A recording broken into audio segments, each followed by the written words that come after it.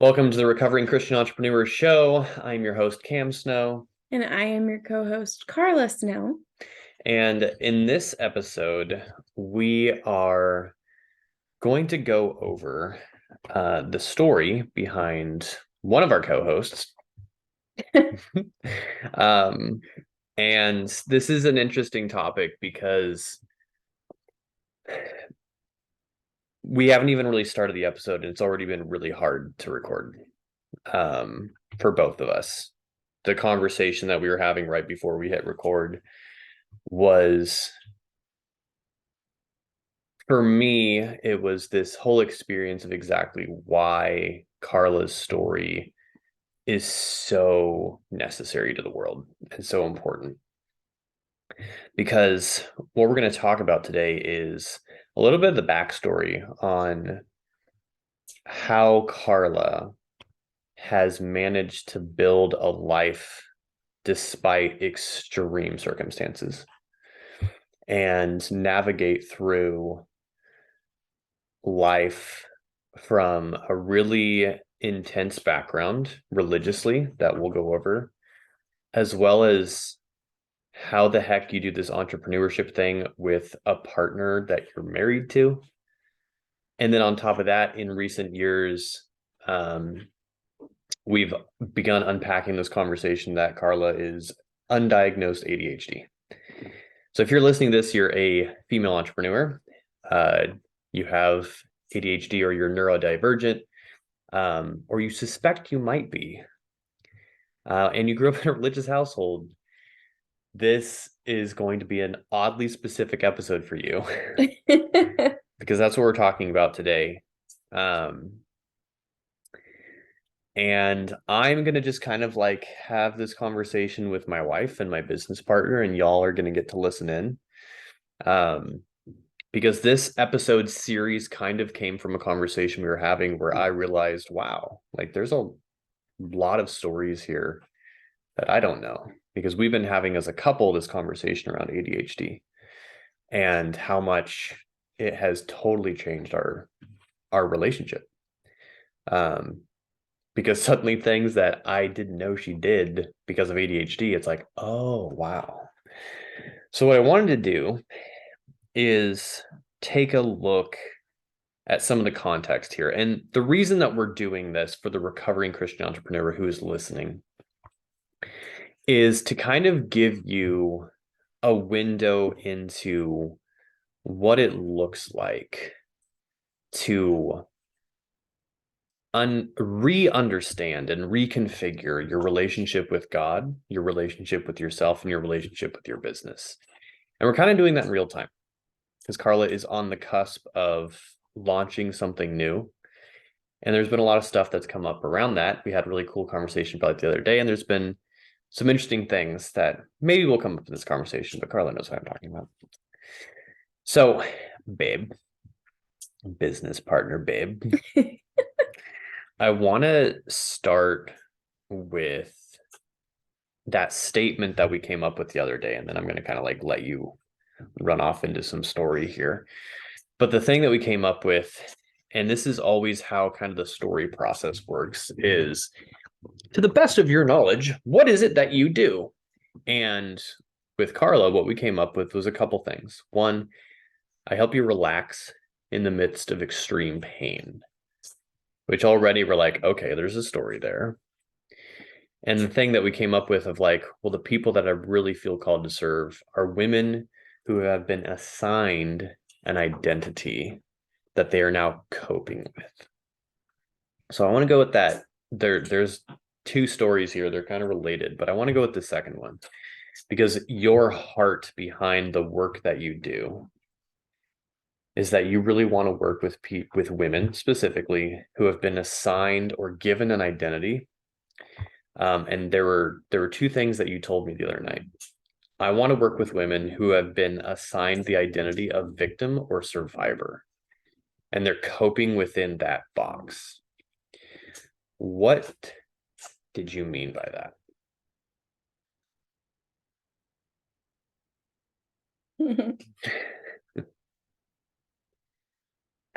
well, um, There's so much there, obviously.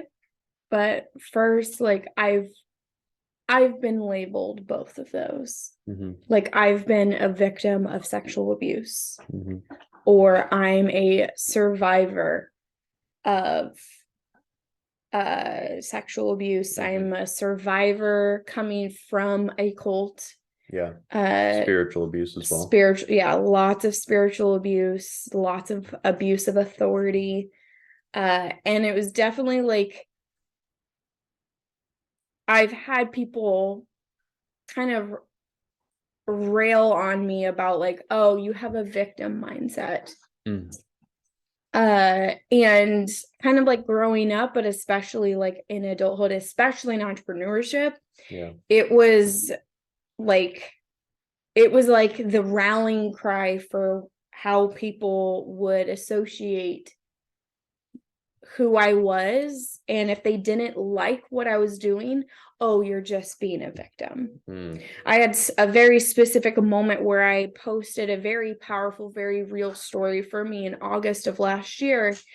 And August 2021. Oh yeah, you're right. Yeah. August 2021. And it was like the first time I had really expressed some of my story in a way that was like extremely powerful for me. Yeah. And I had someone literally send me like novels of text about how much of a victim I was being, how much I was glorifying XYZ. And it was like skipped everything. Like it was so obvious that this person hadn't actually read the entire post, but like that's not the point. The point is like any action, if someone doesn't like it, oh, you're being a victim.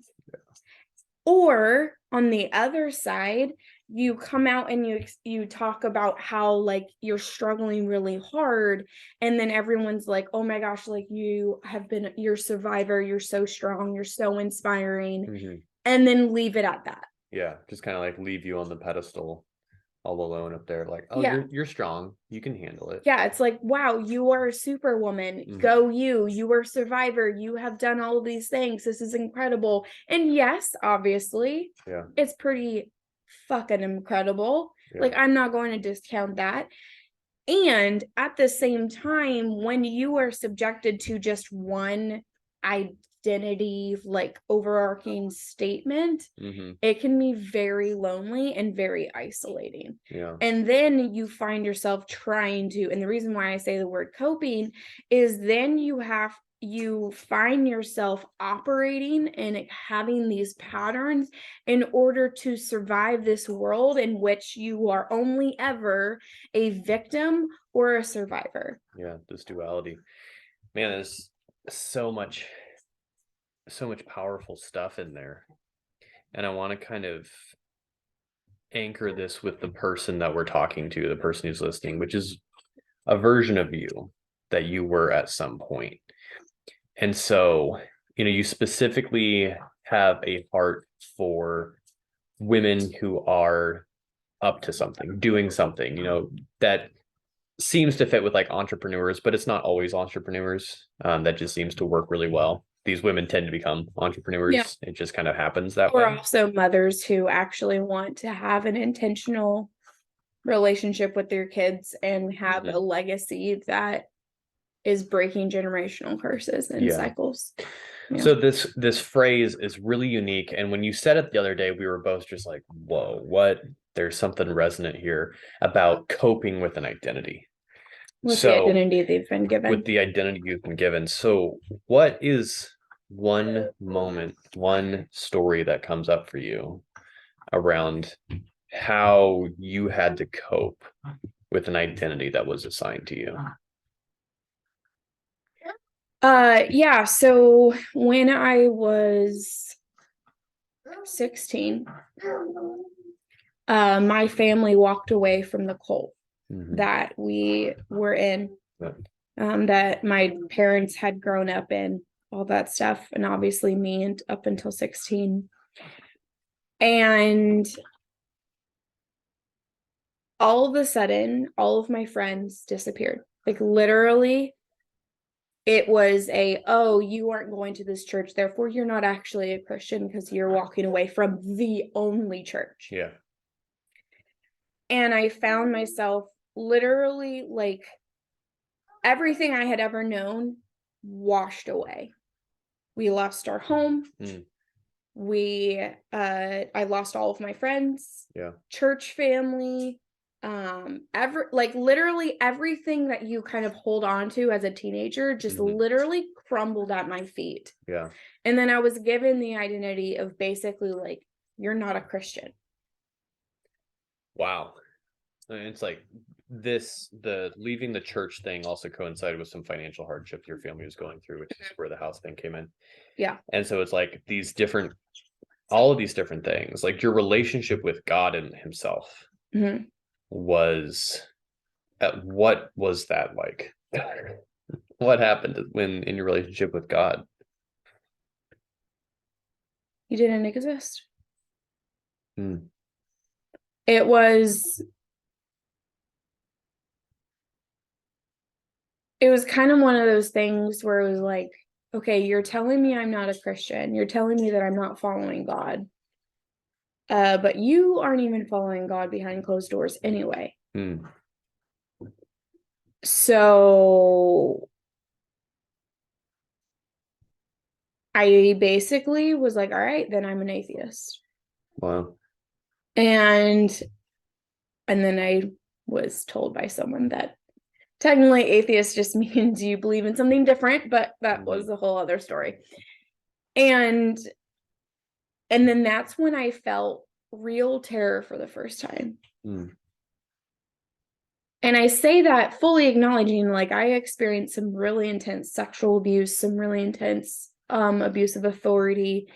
And when I started operating under the assumption that not only is this God fake, but there is nothing, it was like that moment if you've ever had a concussion and blacked out, or if you've ever fainted or seen red when you're angry, that moment where it's like everything just kind of shuts down. That was my life, where everything just like kind of like shut down. And then that's when I dove even further into like wherever I could find light.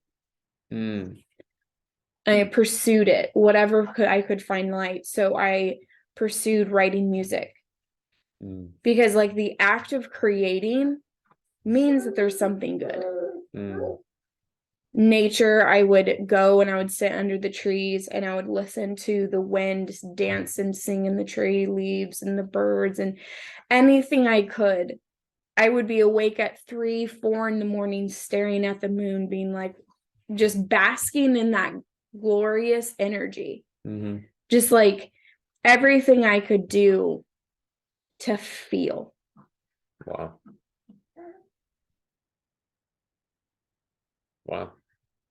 Until I got really tired of feeling.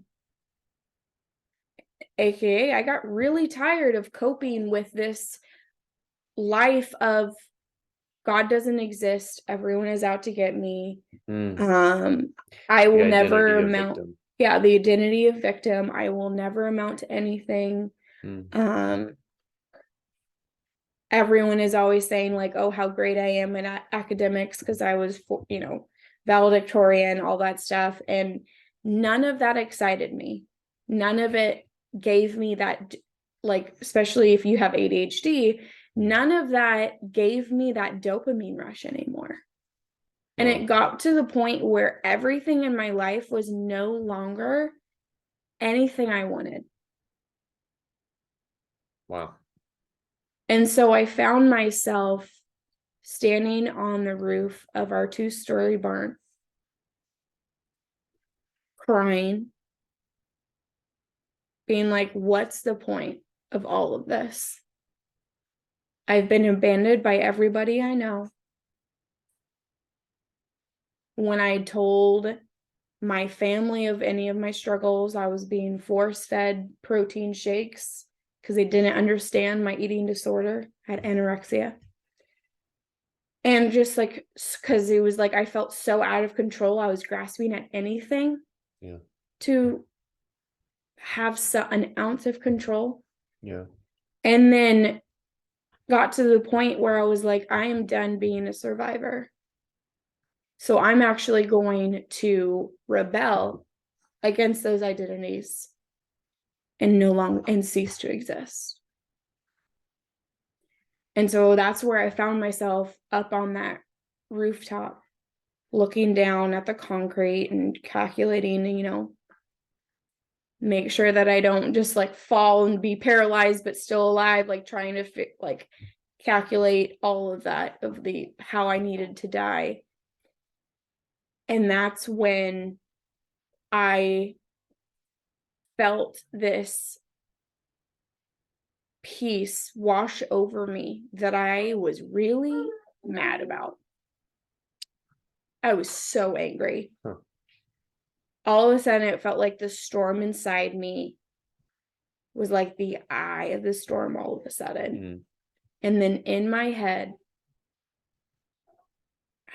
I'm going to paraphrase, I don't remember the exact statement, but it was something of like, when you step off that ledge, they will win.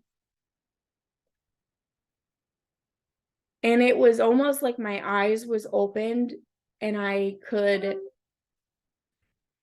suddenly feel and see that like I had demons around me trying to get me to jump off. And this voice I didn't understand, because in the cult I was in, definitely, God being a personal God that actually cared if you lived or not, that wasn't a thing. Yeah. So I was a little freaked out. And it was kind of one of those things where it was like whispers of a real identity that was intoxicating. Whoa.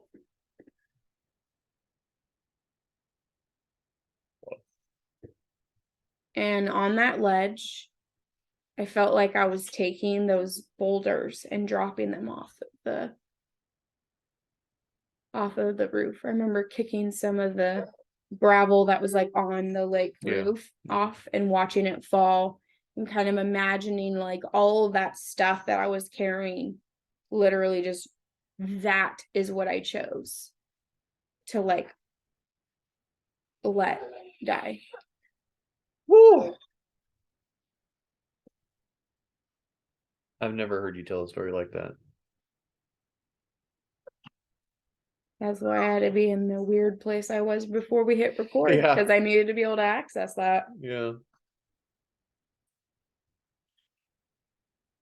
Yeah, I'm gonna tend to him. Yeah. Realize you can't actually hear this because our mic is very good, but our son is a little stuck and needs some help. Here, I'll hold him. Mm-hmm. Sorry. Guest appearance of my son and Pam's son.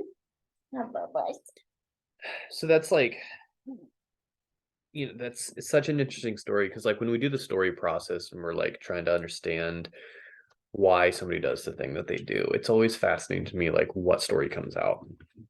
And so obviously I know your story. I know pieces of your story. I've heard pieces of your story, but I'd never heard that. And I don't just mean the words. I mean like how you were saying it. Like I felt it.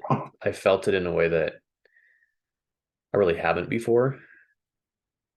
And it makes a lot more sense, because what is now on the horizon, like what you're stepping into, here's what I heard, like standing on that rooftop, making a different decision and listening to the voice of God instead of the voice of hell, and choosing life and light instead of darkness and smallness and constriction,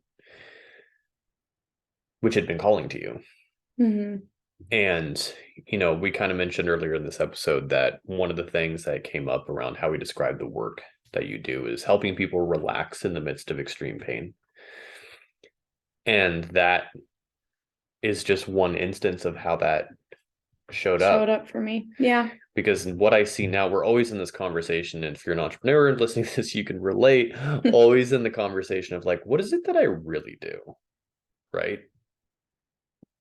Refining your messaging, but really refining your own understanding of like, what is it that I'm actually doing with people? I know I do this work and they're like, oh my gosh, it's amazing. But like, how am I doing this? I don't know. Yeah. And I see you doing that process of helping people tune in and listen to the voice of God through the intensity of darkness around them, and being able to like move through those things.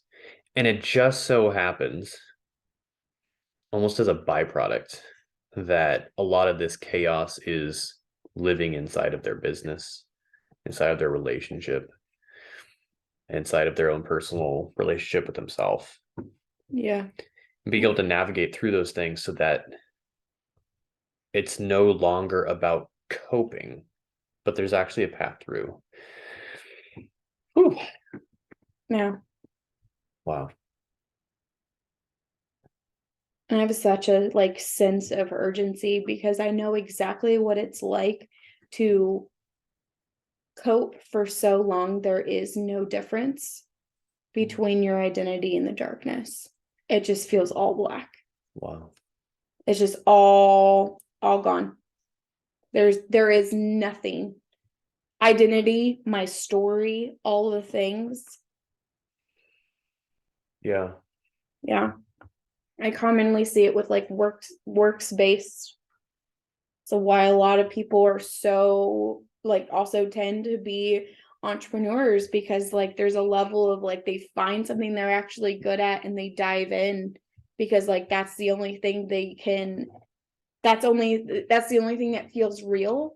Yeah. And then when they achieve success, it's like, what do I do now? Or if they struggle, it's kind of like well, what's the point? Yeah. Yeah. I mean, there's something that you said when you were sharing that story of you got a taste of an identity that for a split second felt real, and it was intoxicating.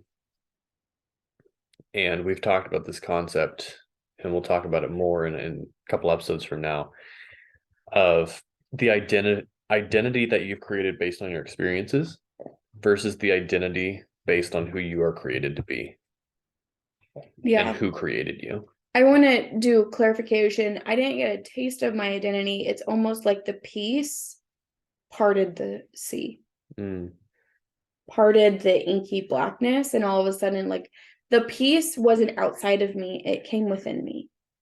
Yeah. And so it was almost like God came in and illuminated. Yeah. Within me. The light. Yeah. The light shone in the darkness. The darkness comprehended it not. This is the passage, and I think it's First John. I'll have to look it up later. Yeah. But I want to start landing the plane. I feel like that was a jet. I feel like we've been talking for hours, but I don't even know. It feels like 10 minutes / an hour. I have no idea how long it's been, to be honest. Yeah.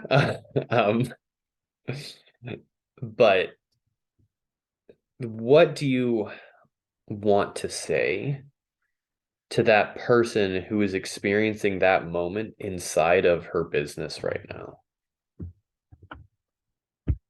That woman who's experiencing it right now. Maybe it's not in her business, but it might be.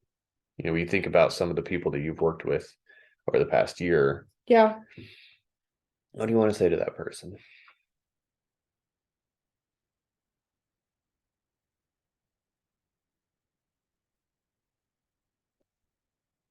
It is okay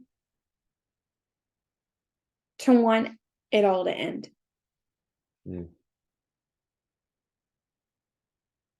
It is perfectly natural and normal to, when all you can see is darkness, it's only natural. We are not meant to cope with these identities. We're not meant to operate in darkness. And so it is perfectly normal and natural to want out. Yeah.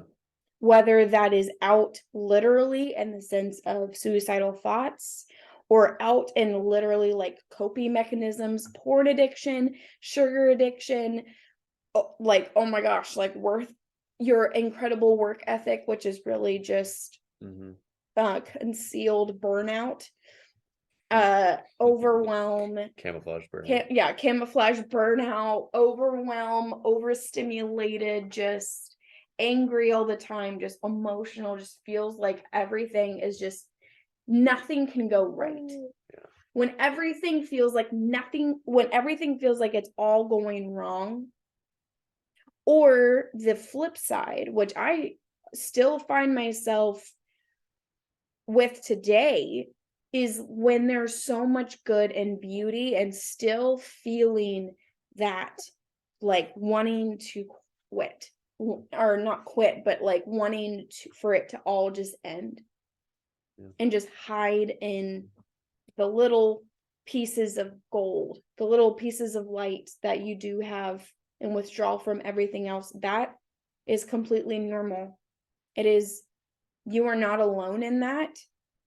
And I want to let you know that you don't have to spend all of this time dealing with that darkness to be in a life filled with so much, where there's only speckles of when there's only speckles of light, and you just want to end everything and just be with the light. Knowing that there is actually a very tried and true path for that. Everything, when we say sorry, if you're watching on the YouTube channel, this is just sucking on her arm. My shirt is a fun texture. When we say like relax in the midst of extreme pain, that can kind of feel a little freaking scary. It's like, wait a minute, what? I don't want to be in this pain. I want it gone, or I just want to give up. And what it really is it's actually being able to access that, what you want to flee to. You can access it everywhere. Yeah, you don't have to go anywhere. Yeah. So we wanted to make sure you know where to find Karla. She's on Instagram, instagram.com/Karlathena, Karlathena on Instagram. And she's going to be putting out some stuff around this with my help, putting out some stuff. And it's funny, he's got lipstick on his forehead. Join the conversation in the Facebook group. It's bit.ly/recovering entrepreneur group. And we do the living room. It's a free mastermind. We do that every month. Next one will be sometime in April, probably the first week in April. And you can find me, facebook.com/Cameron.Snow. And until next time, I'm your host, Cam. And I'm your co-host, Karla. And we are really excited to be able to continue serving you. And thank you for the opportunity. Yep. Thanks for listening, guys. We'll see you later. Bye.